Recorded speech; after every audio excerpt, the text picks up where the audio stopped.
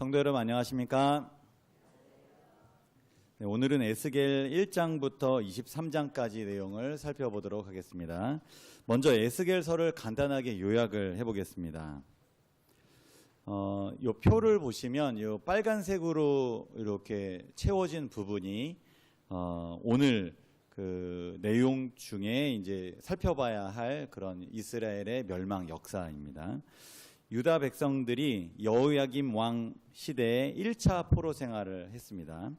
이때 이제 포로로 잡혀간 그 유명한 그 사람이 이제 다니엘과 세 친구들이고요.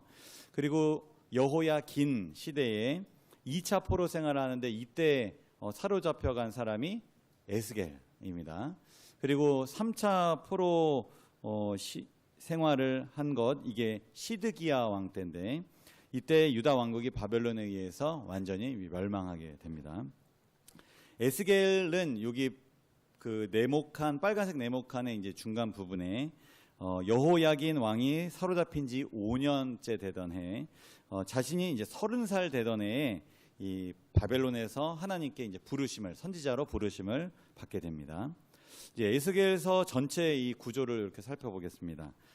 에스겔이 이 바벨론의 포로로 잡혀와서 이제 여호야긴 왕 이제 5년에 될 때 선지자로 부르심을 받았기 때문에 사역의 대상은 바벨론에 있는 유다 백성들을 위해서 이제 사역을 하게 됐습니다.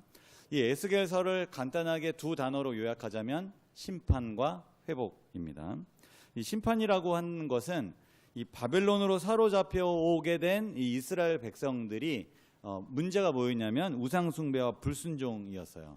근데 그 결과로 하나님께서 이제 회개를 불러 일으키시기 위해서 이제 심판을 이제 하셨는데 그 징계의 의미를 깨닫게 하기 위함이었습니다. 그리고 두 번째는 이 백성들을 자신의 죄를 뉘우치고 깨닫게 한 이후에 다시 회복시켜 주신 살려주실 것이라는 이 소망을 불러 일으키게 하는 것. 이제 이것이 에스겔이 해야 될 사역의 큰 두 가지 주제입니다.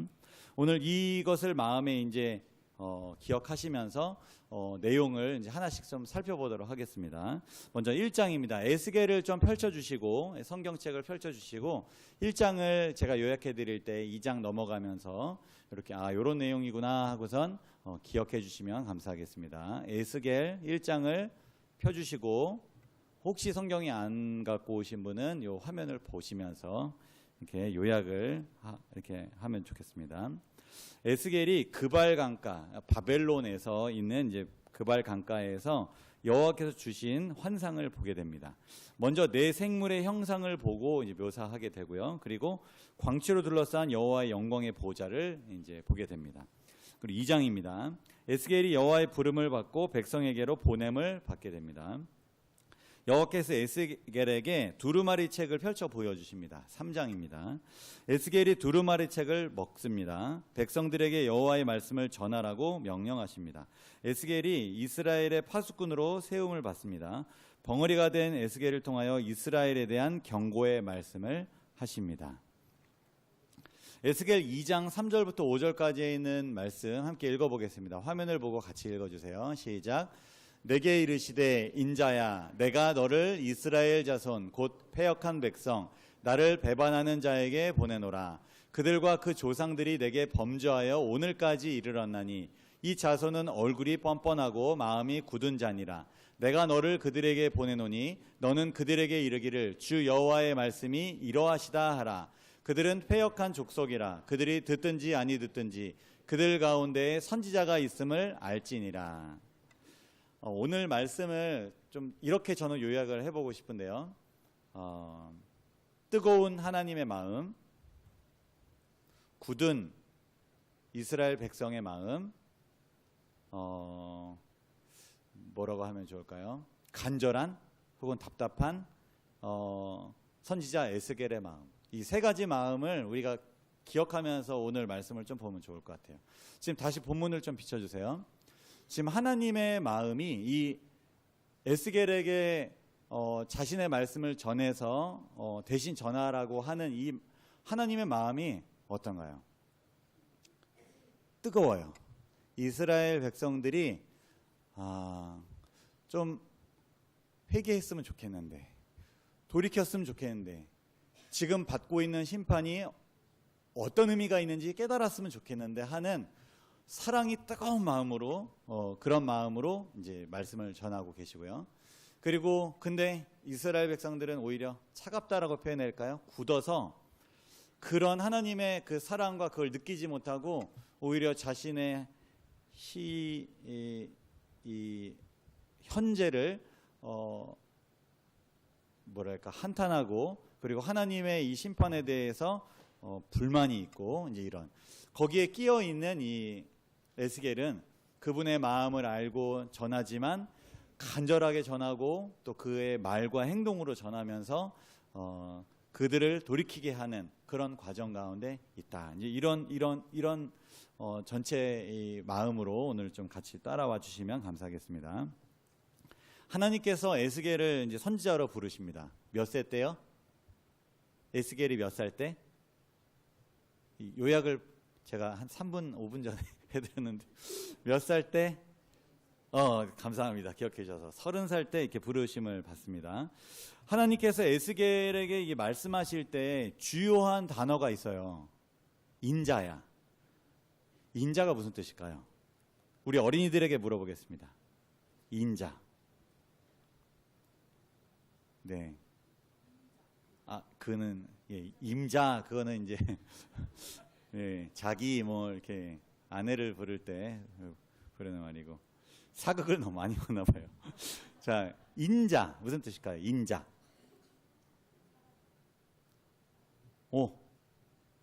사람인 아들자. 예. 예.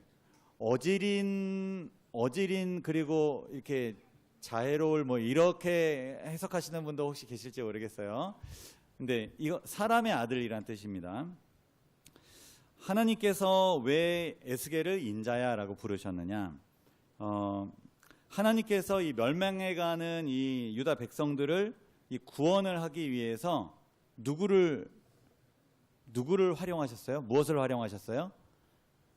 사람을 활용하셨습니다. 사람을 구원하기 위해서 사람을 활용하셨어요.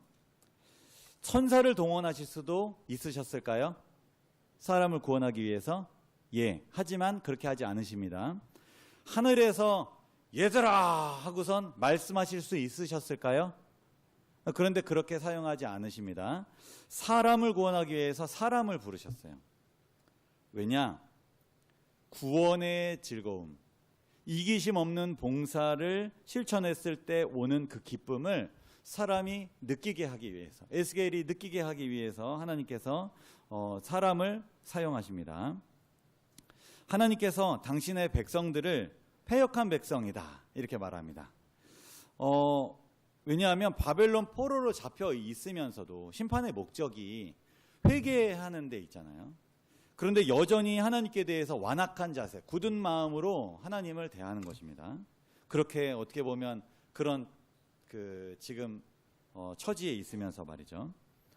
하나님께서는 이러한 어떻게 보면 정말 안타깝고 답답한 이 이스라엘 이 백성들, 유다 백성들에 대하여 애증을 표현하십니다. 그러면서 에스겔에게 이렇게 말씀하세요. 그들의 태도가 어떠하든지 상관하지 말고 듣든지 아니 듣든지 말씀을 전하라. 심지어 저 6절에 보시면 무서워하지 말아라. 왜냐, 이 굳은 마음의 백성들에게 바른 말을 전하면 어떤 반응이 일어나죠? 우리 사춘기 청소년들에게 바른 말을 하면 어떤 반응이 일어나죠? 네, 반항하죠. 무서워요. 그래서 이게 손을 잘 못 댑니다. 아이들이 다 장성해서 이제 청년이 되고 장년이 되면 이게 말할 수 있나요? 그래도 듣든지 아니 듣든지 할 말은 해야 되죠. 네, 해야 됩니다. 해야 됩니다. 네, 잔소리라고 표현되는 그 말을 해야 됩니다. 네, 어른이 돼서 다 알까요? 알지 못합니다. 네, 원칙을 배우고 경험으로 알고 삶으로 알고 사랑하는 마음이 있는 대상은 듣든지 아니 듣든지 말을 해야 되는 거예요. 하나님께서 그 말을 할 때 받아들이지 않을 걸 알면서도 하실까요? 안 하실까요? 하십니다. 우리 부모의 마음이 그런 것처럼 하나님도 여전히 이스라엘 백성들을 위해서, 패역한 백성들을 위해서 패역하다 말하시면서 계속 올바른 말, 바른 말, 살 수 있는 말을 하시는 것입니다. 이스라엘 백성들이 심하게 반응할 때 에스겔이 받는 느낌은 마치 가시와 같이, 정갈과 같이 아플 거예요. 그렇기 때문에 당부하시는 겁니다. 이스라엘 백성들이 듣든지 아니 듣든지 너는 말씀을 전해야 한다. 왜냐하면 너는 하나님의 역할을 대변하는 선지자이기 때문이다. 이스라엘 백성들의 그러한 태도에 민감하게 반응할 필요 없다. 두려워하지 말라. 진정한 사랑은 상대방의 반응과 태도에 따라서 바뀌는 것이 아닙니다. 내가 이렇게 말할 때 받아들이니까 더 얘기 잘하고 좀 부담스러워하니까 말을 오히려 안 하고 그런 게 아닙니다. 일방통행 도로처럼 제가 이런 말 표현하면 조금 더 와닿으실 수 있으니까 빠꾸하지 않는 것입니다. 뒤돌아가지 않는 거예요. 그대로 그냥 가는 겁니다. 이거를 좀 오해해서 하나님은 소통하지 않으시는 분, 꽉 막히신 분, 이게 아니고요. 뒤로 물러감이 없고 주고 또 준다. 거절해도 그 사랑을 표현하는데 인색함이 없다. 물러나지 않는다. 듣든지 아니 듣든지 말씀한다.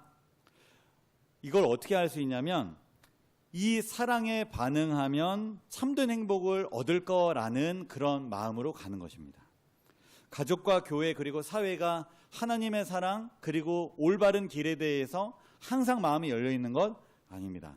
하지만 그들이 반응이 없더라도, 거부 반응을 하더라도, 심지어 무시하더라도 내가 표현하는 것은 하나님의 사랑 그리고 올바른 길을 지속적으로 알려주는 의무, 그것을 저희가 깨닫고 또 포기하지 않는 저와 여러분이 되기를 바랍니다.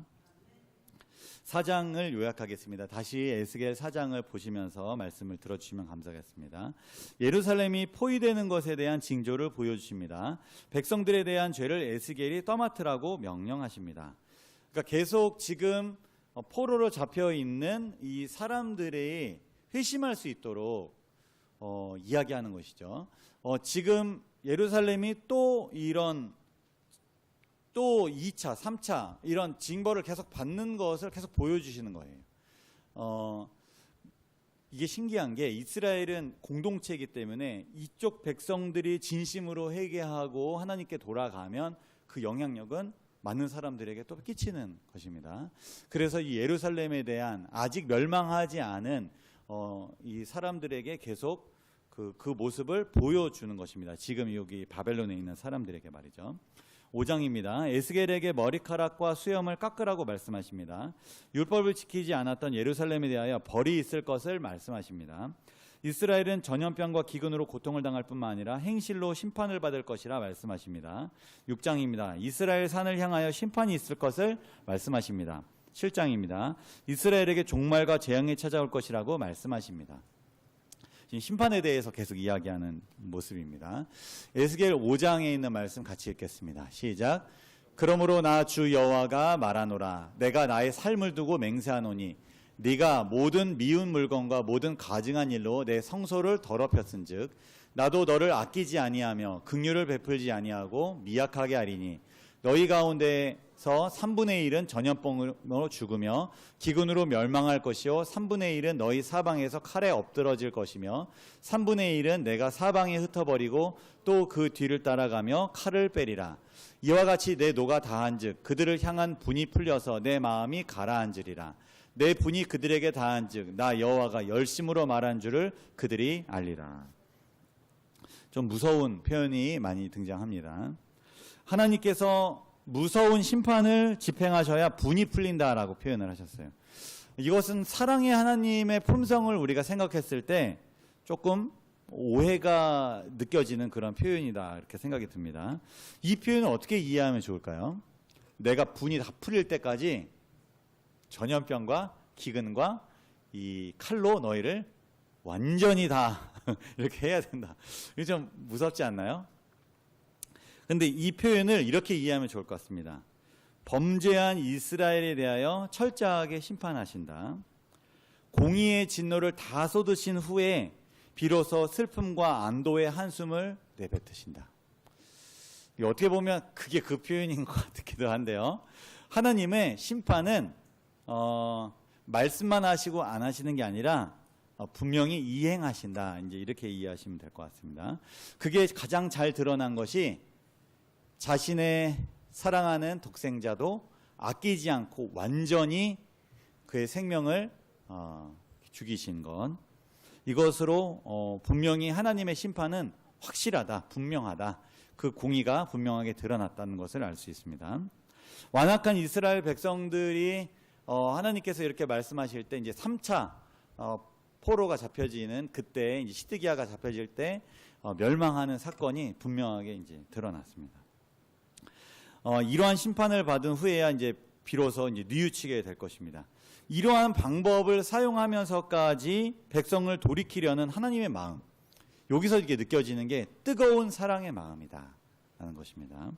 그 뜨거운 사랑의 마음이 우리는 그 심판, 하나님의 그 뜨거움에 대해서 어떻게 반응하고 어떤 마음을 우리가 갖고 있는지 한번 생각해 보면 좋겠습니다. 하나님은 죄에 대해서 눈 감아주시거나 그냥 넘어가시는 분이 아닙니다. 하나님은 사랑이기 때문에 심판을 베풀지 않는다. 그렇게 생각하면 절대 큰 오산입니다. 철저하고 엄중하게 우리의 죄를 심판하시는 분입니다. 그러나 우리가 잊지 말아야 할 건 우리의 모든 죄를 지고 누가 그 죄를 담당하셨음을 우리가 기억해야 할까요?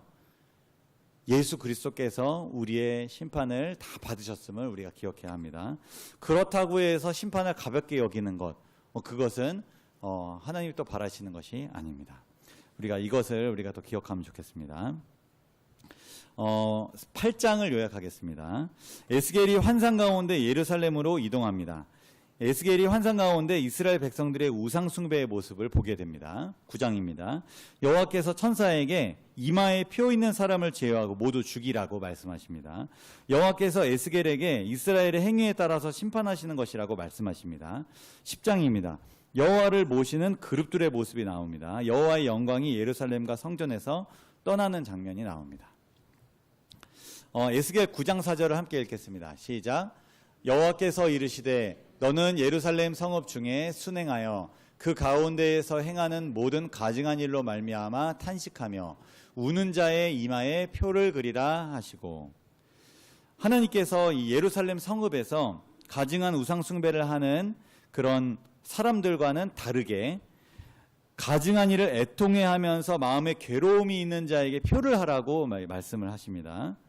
그들이 이렇게 하나님으로부터 인정을 받게 되는 이 표를 받을 수 있었던 것은 죄를 동참하지 않고 이 그들을 안타까워하고 가슴 아파하는 그런 애통하는 통탄하는 마음을 가지고 있었기 때문입니다. 하나님께서는 심판하시는 이 상황 가운데서도 누구를 보존하시고 누구를 지키시냐면 이 세상에 물들지 않고 이 세상을 향하여 기도하고 가슴 아파하는 그런 사람들을 하나님이 보호하시고 구원하신다라는 내용이 여기에 담겨져 있습니다. 저 여러분은 이 시간 생각해 볼 게 있습니다. 그것은 죄에 대해서 아파하느냐라는 것입니다. 많은 사람들이 하나님을 믿는, 그리고 믿는다고 하는 사람들이 어떻게 반응하냐면 죄의 모습을 보면 아파하지 않고 정죄합니다. 죄를 지어서 힘들어하는 그 사람, 혹은 죄를 지어서 힘들어하는 내 자신을 정죄하죠. 비난의 화살을 쏩니다. 그래서 성격이 있는 그대로 나오거나 그 죄를 향한, 혹은 교회를 향하여, 안 그러면 자신을 향하여 죄책감이라는 화살을 쏘게 됩니다. 그런데 하나님이 원하시는 것은 애통함입니다. 가슴 아파하고 하나님께 이 부분을 기도로 드리는 것입니다.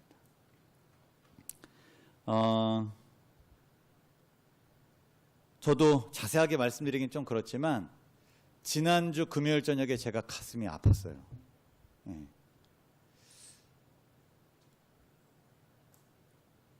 죄의 모습이 너무 보이는 거예요. 가슴이 너무 아팠습니다. 그날 밤에 잠이 잘 안 왔어요. 다행히 그 다음날 제가 가슴 아팠던 한 분이 저한테 와서 목사님 죄송합니다 라고 말씀하셔서 제 마음이 너무 이렇게 편안해지고 좋아지게 됐는데, 이 아픈 상황을 보고 가슴 아파하느냐 아니면 정죄하고 핑계대고 그럴 수밖에 없었다라고 이야기하느냐. 저와 여러분에게 이 죄에 대한, 다시 말해서 미움과 다툼, 그리고 교만과 탐욕, 그리고 이기심과 거짓으로 점철된 우리의 모습, 혹은 교회의 모습, 사회의 모습을 보시면서 애통하는 마음이 있는지 한번 생각해 보면 좋겠습니다. 아니면 정죄하거나 아니면 그럴 수도 있지 하고 넘어가는 그런 마음이 있는지. 애통하며 우는 자에게 하나님께서 보호하시고 그를 구원하시겠다고 약속하신 것처럼 우리도 그런 애통하는 마음이 있어서 복을 경험하는 저와 여러분이 되기를 바랍니다. 8월 31일 11장을 요약하겠습니다. 백성들의 악한 지도자들에 대하여 규탄하십니다. 이스라엘이 다시 회복될 것이라고 말씀하십니다. 에스겔이 환상에서 깨어나고 백성에게 말합니다. 12장입니다. 포로로 잡혀가는 행위를 에스겔이 직접 백성들에게 행위로 보여줍니다. 여호와께서 에스겔에게 떨면서 음식과 물을 먹으라고 말씀하십니다. 이스라엘에 대한 속담을 그치게 할 것이라고 말씀하십니다. 13장입니다. 영혼을 사냥하는 거짓 선지자들에게 재앙이 내릴 것을 말씀하십니다. 거짓 여자 예언자들을 심판하실 것을 말씀하십니다. 에스겔 12장에 있는 내용 함께 읽겠습니다. 시작. 인자야, 내가 반역하는 족속 중에 거주하는도다. 그들은 볼 눈이 있어도 보지 아니하고 들을 귀가 있어도 듣지 아니하나니 그들은 반역하는 족속임이라. 인자야, 너는 포로의 행장을 꾸리고 낮에 그들의 목전에서 끌려가라. 내가 내 처소를 다른 곳으로 옮기는 것을 그들이 보면 비록 반역하는 족속이라도 혹 생각이 있으리라. 하나님께서 이 바벨론 포로된 유다 백성들을 패역하고 완악한 자들로 규정하십니다. 그들 중 많은 자들이 이 포로된 입장에서 이런 징계와 시련 가운데서도 의미를 깨달아야 하는데 깨닫지 못하고 완고한 가운데 있는 거죠. 하나님은 뜨거운 하나님이시기 때문에 이들에 대한 열정과 사랑을 포기하지 않으십니다. 그래서 뭘 하셨냐면 에스겔에게 네가 말로만 하지 말고 행동으로 보여줘라. 그 행동을 보면 패역한 백성이라도 완악한 백성이라도 그걸 보고 깨닫는 바가 있지 않겠느냐 이렇게 말씀하십니다. 그래서 이 행동 자체를 보여줘서 이거 왜 그러십니까? 지금 왜 이런 걸 하십니까? 라고 할 때 이렇기 때문입니다 라고 이스라엘 백성들의 현 주소를 말할 수 있기 때문이죠. 에스겔은 하나님께 쓰임받는 사람은 말뿐만 아니라 행동으로 하나님의 역할을, 하나님의 그 메시지를 전해야 하는 도구가 되어야 함을 보여줍니다. 반역하는 백성이라 할지라도 그들이 깨달을 때까지 포기하지 않는 하나님의 사랑을 볼 수 있습니다. 저희 여러분이 끝까지 섬기고 사랑해야 할 사람이 있을까요? 많은 사람들은 우리에게 관심이 없고 거절하고 특별한 성격을 가지고 특이한 행동을 하는 사람들은 거리를 두거나 마음을 닫기 일쑤입니다. 그러나 하나님은 그러지 않으시고 선지자 에스겔이 보여준 것도 말로 안 됐을 때 거리를 두는 것이 아니라 포기하는 것이 아니라 행동으로 그 사랑을 계속 나타낸 것처럼 우리도 이 사랑을 우리가 줬을 때 받는 사람은 참 고맙고 다행이죠. 그렇지만 받지 않는 사람이 훨씬 많습니다. 그것을 왜 이런 걸 나한테 주냐고 역정을 내는 사람도 있습니다. 오해하는 사람도 있습니다. 분명히 사랑인데 사랑이 아닌 것처럼. 거절하고 무관심한 영혼이라 할지라도 끝까지 기도하고 포기하지 않는 저와 여러분이 되기를 기도합니다. 14장을 요약하겠습니다. 우상 숭배를 심판하실 것을 말씀하십니다. 의인일지라도 심판 때에 자기 생명을 구하는 것은 자기 자신임을 말씀하십니다. 15장입니다. 예루살렘은 불에 던져질 땔감밖에 되지 않음을 말씀하십니다. 16장입니다. 타락한 음녀인 예루살렘을 벌할 것을 말씀하십니다. 때가 되면 소돔과 고모라, 사마리아를 회복시켜 주실 것을 말씀하십니다. 때가 되면 예루살렘을 회복시켜 영원한 언약을 맺을 것을 말씀하십니다. 17장입니다. 독수리와 포도나무에 대한 비유를 말씀하십니다. 바벨론과 예루살렘을 비유로 설명하시고 해석해 주십니다. 백향목 가지의 비유를 통해서 희망을 약속하십니다. 에스겔 14장에 있는 말씀 함께 읽겠습니다. 시작. 인자야, 가령 어떤 나라가 불법을 행하여 내게 범죄함으로 내가 손을 그 위에 펴서 그 의지하는 양식을 끊어 기근을 내려 사람과 짐승을 그 나라에서 끊는다 하자. 비록 노아, 다니엘, 욥 이 세 사람이 거기에 있을지라도 그들은 자기의 공의로 자기의 생명만 건지리라. 나 주 여호와의 말이니라. 노아, 그리고 다니엘, 욥 이 세 사람은 참된 의를 보여주는 본보기입니다. 그들은 이 타락한 이 시대적 배경에서 의로움을 지켰습니다. 그런데 이 세 사람이 그 시대의 사람들을 다 구원했나요? 그렇지 않습니다. 노아는 자기를 포함해서 8명의 사람, 그리고 다니엘은 그 주변에 있는 친구들과 그 영향력을 받는 소수의 사람들, 그리고 욥은 그 친구들, 이제 이렇게만 이제 구원했지 그 시대의 사람들을 다 구원하지는 않았습니다. 마찬가지로 하나님을 신실하게 따르는 사람들은 자신과 그 주변에 있는 사람들 몇을 영향을 끼칠 수는 있지만 그 세대를, 그가 속한 모든 사람들, 그가 만나는 모든 사람들을 구원할 수는 없습니다. 구원이라고 하는 것은 하나님과 나 사이의 개인적인 관계에 따른 것입니다. 내가 구원을 받는다고 해서 내 가족과 내 주변 모든 사람들이, 교회가 다 구원을 받느냐? 그렇지 않습니다. 저와 여러분은 구원을 받고자 하시나요? 그렇다면 이 구원을 받고자 하는 사람들이 착각하는 것은 영향력 있는 사람들의 말을 잘 따르고 또 그들에게 영향을 받으면 나도 구원을 받을 수 있겠다. 이거는 큰 오해입니다. 내가 영향을 받아야 할 존재는 오직 예수 그리스도뿐입니다. 교회나 사람을 의지하거나 기대서는 안 됩니다. 내가 의지하고 기대해야 될 오직 유일한 존재는 예수님입니다. 구원은 개인적으로 경험하는 것이기 때문입니다. 그래서 우리가 사람을 사랑하거나 사람을 의지하거나 기대지 말고, 사람은 사랑하고 섬겨야 할 대상이지 기대고 의지해야 할 대상이 아님을, 기대하지 않으면 실망하지 않죠. 그렇기 때문에 우리가 하나님만 기대하고 의지하고, 그렇게 했을 때 우리가 욥, 다니엘, 노아처럼 우리가 그 경험을, 우리가 구원을 경험하게 될 수 있다, 그런 생각이 듭니다. 에스겔 18장 요약을 하겠습니다. 누구나 자신의 죄와 의에 대하여 바르게 심판을 받게 됨을 말씀하십니다. 악인이 회개하고 돌아와 여호와의 규례를 지키고 살면 죽지 않고 살게 된다는 것을 말씀하십니다. 19장입니다. 여호와께서 에스겔에게 이스라엘을 위한 애가를 지어 부르게 합니다. 20장입니다. 여호와께서 선택하여 살려준 예루살렘이 반역하고 하나님을 거부하게 됩니다. 언약을 지키지 않는 이스라엘을 여호와께서 심판하겠다고 말씀하십니다. 여호와께서 예비하신 땅으로 백성들을 다시 올라오게 할 것을 말씀하십니다. 에스겔 18장에 있는 말씀 읽겠습니다. 시작. 너희가 이스라엘 땅에 관한 속담에 이르기를 아버지가 신포도를 먹었으므로 그의 아들의 이가 시다고 함은 어찌 됨이냐. 주 여호와의 말씀이니라. 내가 나의 삶을 두고 맹세하노니 너희가 이스라엘 가운데에서 다시는 이 속담을 쓰지 못하게 되리라. 과거 이스라엘의 속담이 하나 있었는데요. 그것은 아버지가 신포도를 먹었는데 아들은 먹지 않았어요. 근데 아들의 이가 시다. 이게 무슨 뜻일까요? 이스라엘 속담인데 이해가 단번에 되시나요? 아버지가 죄를 범하였어요. 근데 아들은 죄를 범하지 아니었어요. 근데 아들이 그 죄에 대한 심판을 받게 된다. 이게 이스라엘 백성들의 있었던 속담, 그 당시 속담이었어요. 이게 맞는 말이냐 틀린 말이냐, 하나님이 뭐라고 말씀하셨어요? 다시는 이 속담이 이게 말하지 않게 하겠다. 그럼 이 속담이 맞는 말이에요, 틀린 말이에요? 틀린 말이라는 거예요. 당시 이스라엘 백성들, 특히 포로로 잡혀온 바빌론에 살고 있었던 사람들이 어떤 생각을 했냐면, 우리가 지금 당하고 있는 이 고난은 누구 때문이다? 우리 엄마 아빠 때문이야. 그렇게 생각했어요. 내가 회개할 필요 없어.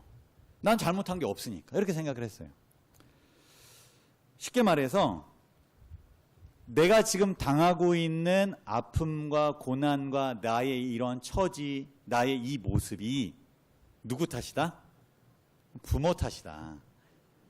유전적인 영향이다. 선천적으로 그렇게 그냥 내가 태어난 거다.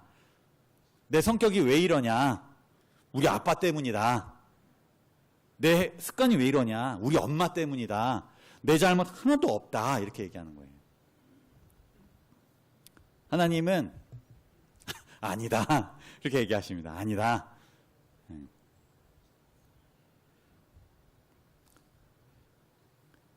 죄에 대한 것은, 그리고 받는 심판에 대한 것은 물려받는 것이 아니라 나에게 있음을 너희들은 깨달아야 한다라는 것입니다. 부조선지자 306페이지에 이런 말씀이 있습니다. 제가 읽겠습니다. 자녀들이 부모의 비행의 결과로 고통을 당하는 것은 불가피한 일이나 그들이 부모의 죄 때문에 벌을 받지는 않는다. 이게 이해하기가 이게 다른 어떤 가치관을 갖느냐에 따라서 전혀 다르게 이해할 수 있는데요.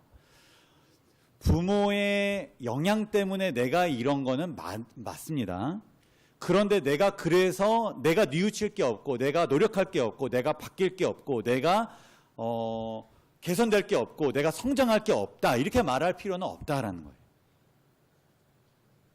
부모의 영향을 받는 건 맞지만 나에게도 그것을 극복하기 위해서 하나님을 의지하고 하나님께 구원을 갈급하는 그 필요까지도 없는 건 아니다. 난 이렇게 태어났으니 난 그냥 이렇게 살고 죽을래. 원래 난 이렇게 이랬어. 이렇게 말할 필요 전혀 없다라는 말입니다. 이스라엘 백성들은 이 진리를 깨닫지 못했습니다. 그래서 자신들이 당하고 있는 이 형벌이, 이 처지가 자신들과는 전혀 무관하다.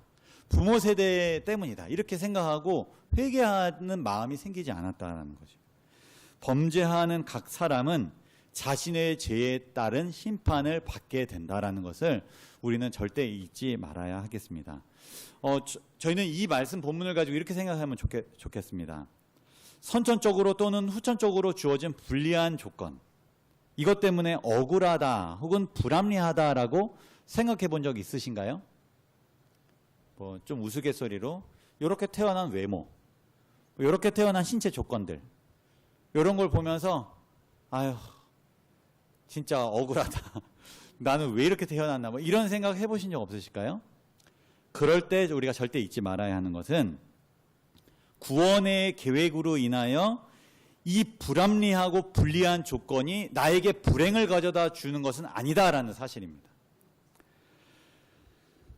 오히려 이 불리함, 이 불합리한 것이 오히려 우리에게 불행을 가져다 주는 게 아니라 행복을 가져다 줄 수 있다는 거예요. 하나님을 믿지 않는 사람은 이 불리하고 불합리한 조건 때문에 그냥 남 탓하고 그냥 자신의 삶을 비관합니다. 그런데 그리스도인들은 이 조건 때문에 하나님을 찾게 되는 거예요. 하나님, 저 이렇게 태어났습니다. 선천적으로 이렇게 태어났습니다. 심지어 장애를 가지고 태어났습니다. 하지만 그것이 부모의 죄 때문에 아니라 마치 예수님이 말씀하신 것처럼 오히려 하나님이 하시는 일을 나타내기 위함인 거예요. 하나님, 저의 이러한 점 때문에 하나님을 찾게 되었습니다. 마치 우리 송명희 시인이 말한 것처럼 나 가진 재물 없고 나 남이 가진 것 없지만 하나님을 발견하게 된 거예요.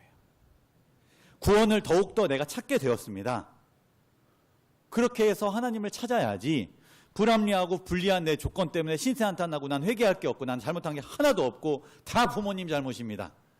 다 내 주변 상황 때문입니다. 다 저 사람 때문입니다. 이렇게 말할 이유가 없다라는 것입니다.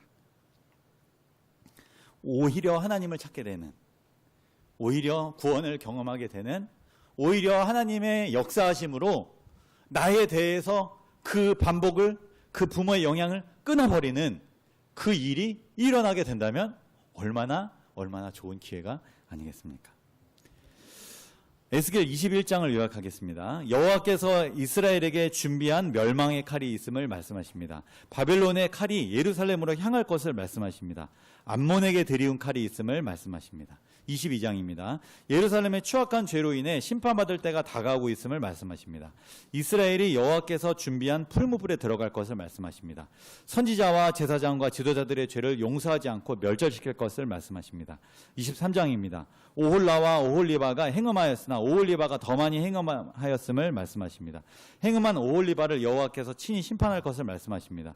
역겨운 일을 행한 오홀라와 오홀리바가 심판을 받을 것을 말씀하십니다. 여기 오홀라 오홀리바가 나오는데 이제 북이스라엘과 남유다를 이제 상징하는 표현입니다.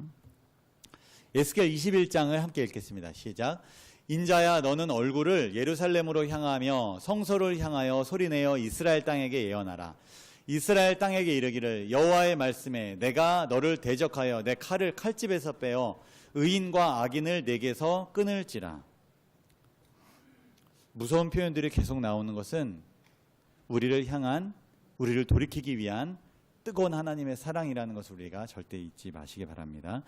하나님께서 칼을 칼집에서 빼신다라는 이 표현은 분노로 심판을 베푸시겠다. 이것을 은유적으로 표현한 것입니다. 그런데 여기 보면 좀 오해할 만한 또 표현이 나오는데요. 내 칼을 칼집에서 빼어 누구를 심판하시겠다고요? 의인과 악인을. 목사님 방금 전에 의인은 자기의 의로 말미암아 구원을 얻겠다 이렇게 말했는데 의인은 또 왜 심판을 또 하시는 건가요? 어떻게 보면 모순된 이런 표현들이 이제 성경에서 발견이 되는데요. 이제 이거는 이렇게 이해하면 좋을 것 같습니다. 유다 백성은 공동체, 상호 연결된 유기적인 그런 공동체다라는 거예요. 우리가 이제 학생들이나 이제 사람들을 할 때도 이제 단체 기합을 또 줄 때도 있지 않습니까? 혹은 우리가 누군가의 실수와 잘못을 우리 모두가 다 겪어야 할 때도 있는 것입니다. 연대 책임이라는 거죠. 의인과 악인이 상호 차별 없이 심판을 받게 된다라는 것입니다. 그런데 이 의인과 악인이 받는 심판에 대한 이 마음가짐을 우리가 좀 다르게 먹어야 될 것 같아요. 외형상으로는 심판이라는 것을 받아들이지만 의인이 느끼는 것과 악인이 느끼는 것은 분명히 달라야 할 것 같습니다. 그것은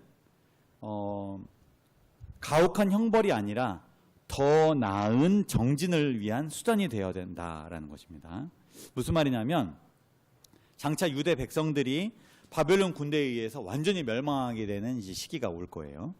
그때 의인이라고 해서 심판을 면하나요? 그 바벨론 군대가 쳐들어와서 아수라장에 되는 그 상황을 모면하지는 않습니다. 의인이라고 할지라도.